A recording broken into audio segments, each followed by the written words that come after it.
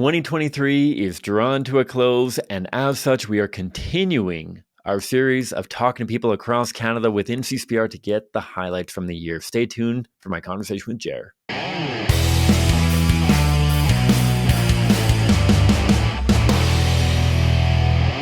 Hi, folks. My name is Cam. I am the host of the Pro-Life Guys podcast, a show dedicated to equipping you with the tools that you need to have compassionate and compelling conversations about abortion so together we can change minds, save lives, and transform our culture. I hope that you are having a blessed Christmas season, that you have had some downtime with friends and family, and that you are using as a time not only to recuperate and get ready for another incredible year of pro-life outreach and pro-life involvement, but also a time of reflection to really, look back on 2023 and the incredible things that have happened both locally and regionally, but also, and I know this isn't a both, but also around the world, the incredible stuff happening in the pro-life movement, the exciting work that's being done by CCBR and other pro-life organizations. 2023 has been an incredible year from my vantage point at the very least. And today we are continuing our journey. We have talked to people in Vancouver. We have talked to people in Calgary. We've talked to people in Manitoba. Today we're going further east. We are going to the Eastern Outreach Department, and we're talking to my friend and colleague, Jer Hooghiem, who is the director of the Eastern Outreach Department.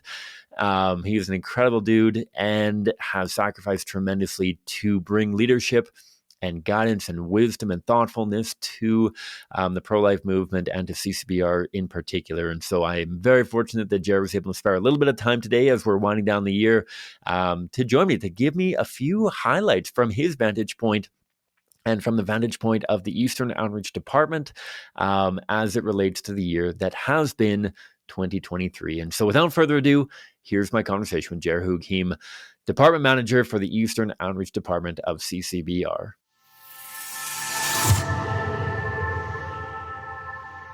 All right, folks, the one, the only Jeremy, a.k.a. Jer, a.k.a. a million other nicknames that I know that you are given throughout the office.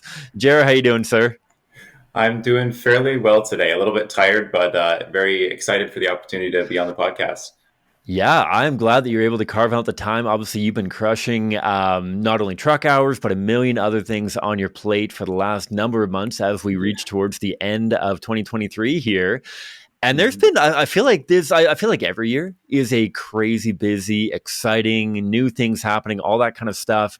But I feel like this year's had some really special moments in it, whether it's the Faces of Abortion tour that you and I were both a part of in our different capacities, new staff coming on, all that kind of thing. When you look back on 2023, are there particular kind of highlights that stand out from like a high elevation kind of standpoint of like, holy moly, we did a really cool thing there, or this was a really neat thing? What are the highlights from 2023 from your perspective?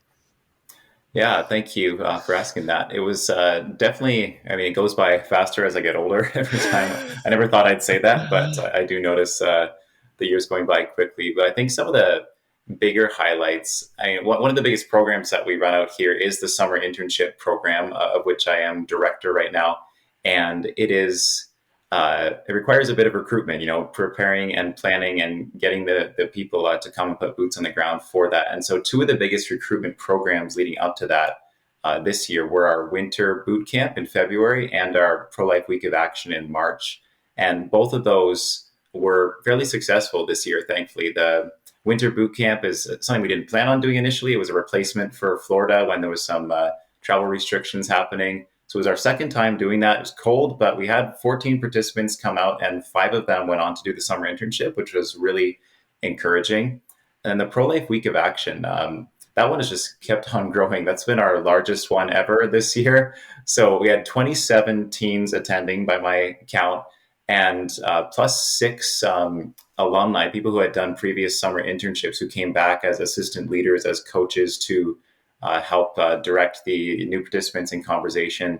So that was really a neat program as well. An opportunity, not only, like I said, for new people to get their feet wet in the pro-life movement as young teenagers, which is always really encouraging to see that, but also people to grow in leadership and pass on what they've learned to newer activists. And from that week, out of the 27, 11 of them went on to this year's summer internship, and two more applied for this coming 2024 internship as well. That's phenomenal, and I think that in many ways speaks to not only the ingenuity of our team, but also the perseverance. I know that you mentioned the February boot camp there, and how, I mean, we were planning on doing Florida up until, in many ways, the last moment. Yeah. We kept hearing these rumors of the border's going to open, the border's going to open, the border's going to open, and then it just didn't. And so I feel like we drew together a really, really cool program out there, and that's phenomenal that a third of the participants ended up doing the internship. And so that's really, really cool. I don't know if you guys have decided if that's going to be a one-off program or if that's going to be a regular thing, but to be able to draw something like that together and have it as productive and as valuable as it was, that's really, really cool, especially with short notice. So that's fantastic. And then from there, I guess, so that's kind of the high level kind of programming kind of thing. I wonder if there are any, and I know this is tough because you've had so many interactions, not only in-house with new interns and new staff and new supporters across Eastern Canada there, but also with all the people that you connect with at the street level, street corners and on doorsteps doing activism. But I wonder if we were to drop the elevation a little bit and look at kind of highlights with regards to human interactions and people that you came in contact with, are there any that stand out from 2023 again that really have anchored themselves in your brain, in your experience, because of whether it's a really iconic encounter or something that has just stuck with you through the year? Yeah, there's a few I'd like to highlight from that. One is a little bit more broad, not a specific conversation, but just an encouragement of more people recognizing CCBR in name. So we had the privilege of sometimes being invited or requesting to set up tables to promote CCBR at a university, or along with our friends at ARPA, a Reform Political Action Group, with their fall tour. And with those opportunities, I think as I've learned about the history of CCBR in the past, CCBR was this new face in the movement and a bit questionable, and people wonder, should we trust them, things like that. But and nowadays, I see more people are recognizing, oh, you're with CCBR. Like, I have a relative who did the internship, or, oh, yeah, my niece or nephew did this, or like, oh, yeah, we saw you guys here last year. And there starts to be a recognition of, as we get more alumni and just more word of mouth spreading around, it's encouraging to people. And again, not for our own pride, as if we're the only force in the pro-life movement at all, right? But just people recognizing, okay, there is a group there that is seeking to educate Canadians all across the country, and it's being recognized in some sense. Absolutely. And I think that you hit the nail on the head of how cool it is to see that growth in action, right? That so often people like you and I, we've got our heads down and our boots are in the mud kind of thing in the trenches. And then to be able to attend an event like an ARPA tour or a conference or something like that, and kind of get that blast from the past of somebody that, maybe they participated in a crash course or another program a number of years ago, and to look at how things have changed, how things have grown. I know, I don't know if you do story time with Jer amongst your interns and new staff, but just kind of talking about how things have changed and how, we went from 5-person internships to now 25-person internships. And we went from having, 10 or 12 talks across the country and trying to find churches that are willing to bring us in and share the pro-life message and conversation skills, to now at times, unfortunately, having to turn down opportunities because we just have so many happening. And then it all kind of comes back to the people who we connect with through them. I hope that you have a better memory than I do, because unfortunately I get hit all the time with like, Cam, good to see you. Like, oh my goodness, who are you? Like, oh, I did the internship. No, not the intern. I don't forget interns, obviously, but I did the crash course. So I came to one of your talks or that kind of thing. We saw the team here and there. It's so cool to have that kind of blast from the past and connect with people and see how far reaching CCBR really has become, eh? Yeah, absolutely. It's very encouraging. And we're so thankful for the groups that partner with us and invite us out to different events and conferences as well.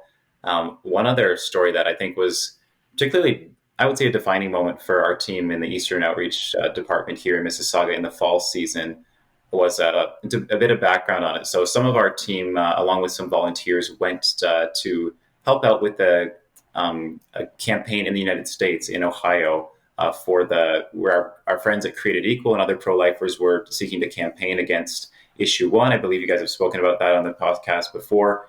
And to stop this bill from essentially legalizing abortion up until birth in the state of Ohio. Sadly, it was a failed attempt, as in the bill did pass, and that was a tragic thing to hear about on November 7th.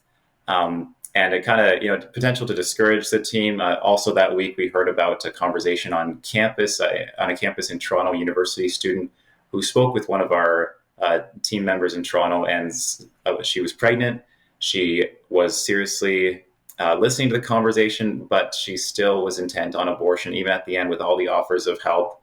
And that's discouraging. And our team members come home at the end of the day after the choice chains are done. And yeah, it starts to weigh on your heart a little bit, and you feel the losses that are a real part of standing against abortion. But on November 8th, I guess a ray of hope hit our team and was able to spread with the whole CCBR team that a baby was born, a baby who was spared from abortion. So a mother in Toronto had earlier in 2023 reached out to CCBR for help. She had seen a video on social media, which our social media promotions coordinator, Carissa Vogel, runs out here. Shout out to her. Vanessa was the one in that video. She was sharing a testimony of somebody's mind being changed on abortion. And this young mother reached out asking to meet with Vanessa. And so Vanessa made a couple of trips into Toronto to meet with her. And this young mom had abortion pills at her place, and she was considering whether or not to take them, but she wanted to talk to somebody, have a conversation first before she was too far along to take the pill. So that child's life was in real danger. But thankfully, Vanessa was able to encourage her and connect her with resources, pregnancy resources, and a supportive community as well. And praise God, this little baby, Sierra, was born this fall. And we found out, I believe it was November 8th, the day after the vote in Ohio. So just such an encouragement in a year like this, where, as you alluded to earlier, we had the Faces of Abortion tour, and rightfully a focus on the broken faces of the victims of abortion, the little boys and girls in the womb. But to see the face of a child not killed by abortion, who was spared, who was helped, and her parents, her mom in this case, was loved. That was so encouraging, that story, for our team, and just inspired us with a resolve to keep on fighting. It's worth it for all those little lives. Absolutely. Praise God for that. And like you said, that's such a boost for a team that does so much good work. And often, obviously, we're sharing so many testimonies on social media and all that kind of thing. But sometimes it gets forgotten, all of those tough conversations, all of those steps backwards politically at times, and all that kind of thing, and how encouraging it really is to get stories like that.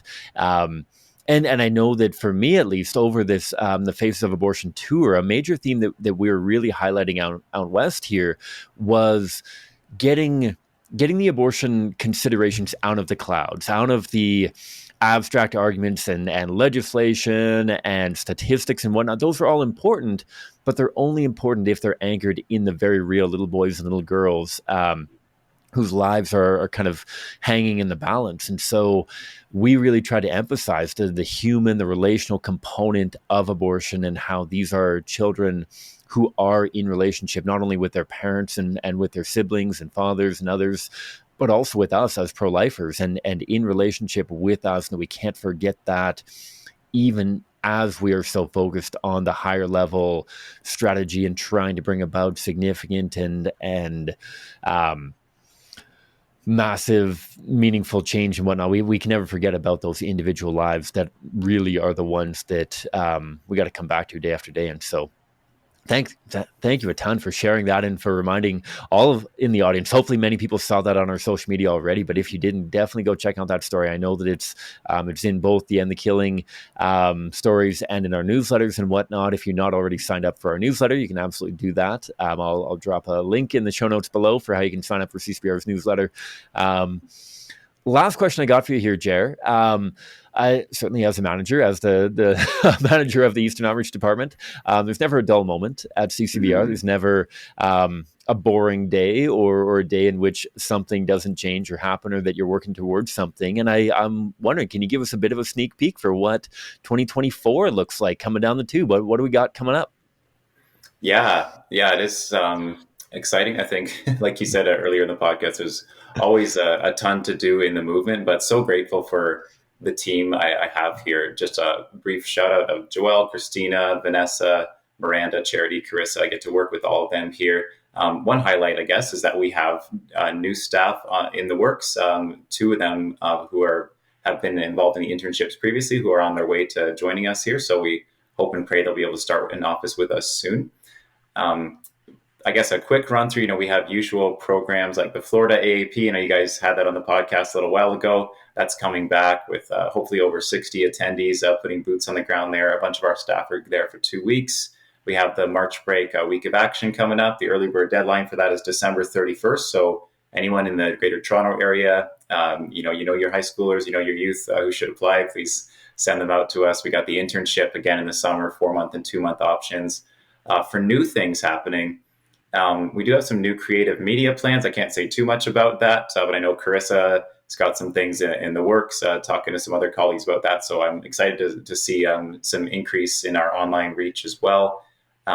New community groups being planned to be started. I know those can't always put a timeline on when those might start, but we're looking for more volunteers. Christina King joined staff this year, and she's just been a real blessing in having a focus on volunteers and just putting them on our radar a lot more. Of like, that's one of the biggest things I've learned over this last year. Actually, is we were able to host a Christmas party for kind of our southwestern Ontario area just last weekend, and last year we had about 60 people come out. This year was over 130, which is really encouraging, and so many of them volunteers that had not done internships yet. Our intern alumni often have a certain level of commitment, which is encouraging to see. But many of these volunteers I didn't even know, which was in some ways like sad. I wish I knew them, but in some ways I'm happy that wow, this movement is growing. And I don't have to, in a sense, get to know every single one of them as our team grows and keeps an eye on all these things.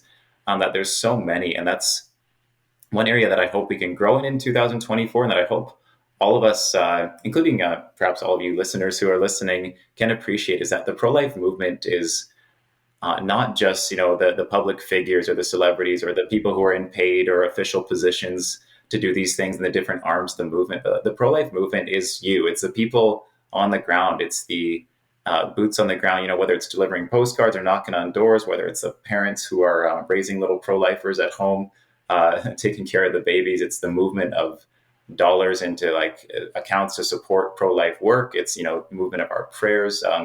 There's just so much to it. If I can just share a brief example of this in practicality. Last week, I was invited to be part of helping out a young mom was in need. She was moving from one province to another, and she was looking for resources. She was a single mom, and she had baby twin girls that just didn't hardly have any possessions, moving to a totally new area, looking for a job. And so one of our colleagues put out a call for donations of various baby items, furniture, not typically what I am involved in the educational arm of the movement, but I got to drive the truck and go around with our president, Nick, to pick up a bunch of furniture. And I was just amazed how it was within just the span of a few hours that so many ordinary moms and dads and families responded by giving their change tables or old desks and things, baby clothes, some cash donations, various things for this mother they didn't even know, but to help her out in her time of need to take care of her little babies. And I was just inspired by that and just struck more and more by how, yeah, the movement isn't just by people who are recognized or seen. That the work of the pro-life movement is so much that everyday stuff on the ground, like ordinary people doing, I was going to say extraordinary work, but sometimes it's just like the menial tasks or the little things, the donations, right? The things that don't seem significant, but they are what needs to be done to, not only stand against a culture of death, of course, but to build and promote a culture of life, of love and care for babies and their families along the way. I think that's a great way to really conclude here that there is a place for everybody in the pro-life movement, and not just in the pro-life movement as this big random abstract thing, but within CCBR, right? And I think that you hit it on the head that not only demographic wise, I know that so often for those who are familiar with our social media, so often it looks like our team is made up exclusively of young, good looking people like Jer and others that are out there changing minds. And a lot of people say, well, I'm not young, therefore I'm not going to be able to relate to the high school students and university students. And yet, I mean, many in Calgary here, many of our most active volunteers are a little bit older than I am.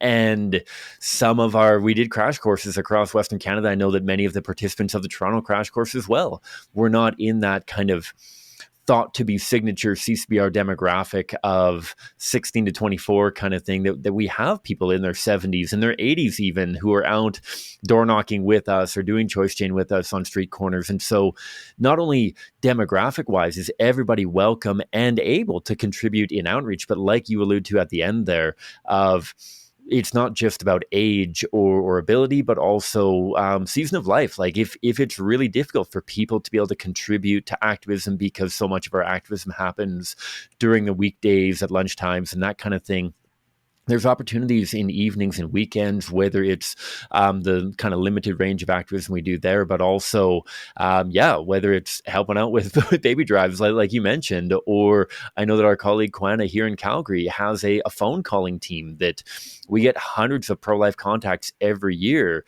and to have somebody who can contribute towards calling through and lining up apologetics workshops with those people, following up with people, maybe even for donations. There's a lot of background stuff that can work for people that might not have either the timing or even the geography to be able to make that happen. That if you're a 4-hour drive from Toronto and it's impossible to get in for regular activism, there's other ways that you can contribute as well. And as you mentioned as well, not least of all being a financial partnership as well. And so that makes a ton of sense, Jer. Really, really appreciate you taking the time to give us a little bit of a sneak peek for what's happening in the Mississauga office in the Eastern Outreach Department. Any concluding thoughts? Any last minute kind of brainwaves or sparks of ideas that are worth getting people thinking about how people get plugged in with Eastern Outreach and who they might be able to contact if they want to start volunteering, maybe? No, that's great. Yeah, we are always looking for volunteers. There's such a need for, as you said, people according to your various gifts and abilities, serving in the pro-life movement. In addition to the regular, 1 week or summer-long programs that we have, regular volunteers on the ground in different communities make so much of a difference. So people can look on our website, like on the volunteer pages, and look for community groups. They can get in contact with Blaze Elaine or with Christina King, depending on which community group they are involved in at this time. There are, it's encouraging, as we alluded to earlier, just a growing number of community groups across Ontario, specifically where I'm working here, and plenty of chances for people to get involved. I mean, if you don't have a specific area, you just have general questions, we also have just our general account, email at endthekilling.ca, that people can reach out to serve as well. Beautiful. You're the man, Jer. Appreciate it. God is good. I give him the praise for all the incredible stuff that he has been able to bring about in Mississauga, throughout Eastern Canada, through the tour and everything else. Say hi to all the team out there, and I hope that one day you will achieve your ultimate mission of banning socks and sandals in the office out there. And so thanks a ton for taking the time to join me, and for all you listeners in Ontario, Southwest Ontario specifically, definitely do connect with Jared and the team out there. So thanks a ton, Matt. Thanks a lot, Cam. Have a good day. All right, folks. That was my conversation with Jer Hooghiem, Department Manager for the Eastern Outreach Department of CCBR. He's an incredible man. I highly recommend getting in touch with him and getting to see him as you have the opportunity to do so. There's so many different opportunities in Eastern Canada, in the Ontario region in particular, between crash courses, pro-life week of action, boot camps, internships, and a gamut of one-off presentations and other events as well. And so Jared and the entire team in the Eastern Outreach Department are well worth your time getting to know. And a huge shout out to any of you listeners who are tied in, whether as volunteers, intern alumni, and maybe the odd staff member who dawns to listen to episodes. Can't thank you guys enough for all of your hard work and sacrifice this year, making 2023 such an incredible year. And so you heard Jer. If you want to get in touch, I've dropped in the show notes below all of the links that you need to get in touch and sign up for one of our programs, or get in touch to become a volunteer, or even just to ask questions and connect with the team in the Greater Toronto area. Tomorrow, we're going to be bringing this home with my final conversation with a representative of the Eastern Strategic Initiative, which is our newest department, really tackling a lot of really cool stuff. I'll let the rep tomorrow, hopefully Blaze, but we'll see who it is, share all about the Eastern Strategic Initiatives Department. And so without any more babbling on my end, thank you all. I hope that you continue to have a great holidays here. If you get some time off, if you don't, and you're listening on your ride into work or ride home from work or whatever you may be doing, may God bless you abundantly wherever you're at, however many hours are left in your day.